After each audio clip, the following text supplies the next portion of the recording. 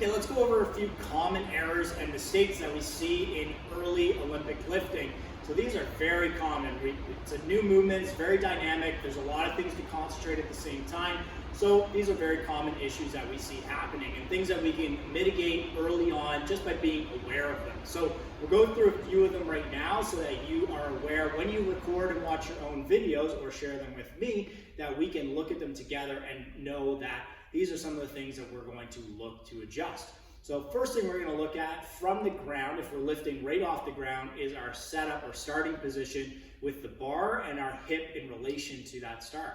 So a lot of the times we see people either start with the bar too close to us, almost like we're setting up a deadlift, or too far away, like where the bar is too close to our toes. So if we look straight down at the bar when we're getting set up, we generally want to have the bar about in our midfoot. If we're too close, what it's going to do is it's going to force us to sit too far back, and we kind of end up falling away from the bar. And same thing if we're too far back from the bar to start with our toes more into the bar, is we get too much of a gap between the shin and the bar, and in order to close that, we shift our weight off of our heels. Now this is going to create this drive that launches me more forward, very hard to catch or receive a bar from there. So get our midfoot under the bar as we go down, almost like a squat pattern rather than like a deadlifting pattern.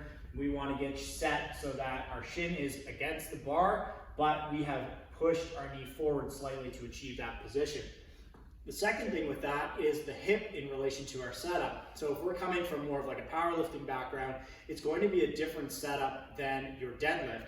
So if you generally start, hips a bit higher for your deadlift, shoulder or even like your lats over the bar as a common setup position, this is not going to be optimal for Olympic lifting, because what it does is it typically sets our eyes down quite a bit lower.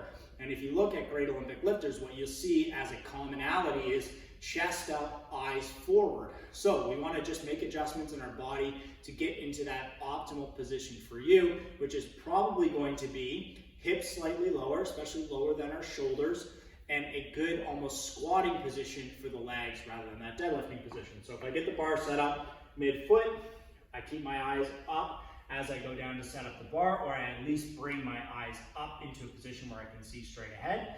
And from here, now I've got my hips somewhere sort of between this range and this range where I can feel my hamstrings and my glutes, but I'm not in such a position where my eyes are looking straight down and I've kind of got like my lats over the bar. So shoulder over the bar, glutes and hamstrings activated, but in such a position that I'm going to be able to drive straight up with the top of my shoulders and the top of my head.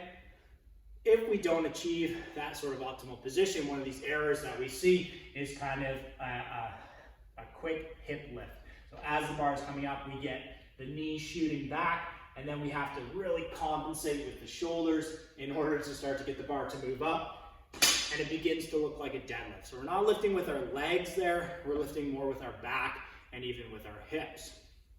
Once we get the bar up into a starting position, we found a good spot, or maybe we're just working from a high hang or hang position, what we want to do is try to keep that bar as close as possible to us. So one of the common errors we see is this kind of reverse bicep curl scenario, where the bar swings way out and away from us, and it ends up kind of crashing down on the shoulders or knocks us off balance completely.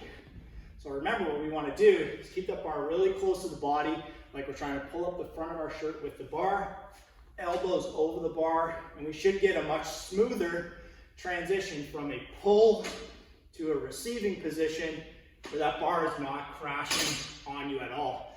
If you're looking at yourself in the mirror after a weightlifting session and we got bruises or redness in the shoulder, it's probably a good indication that that bar is swinging away and crashing down on us.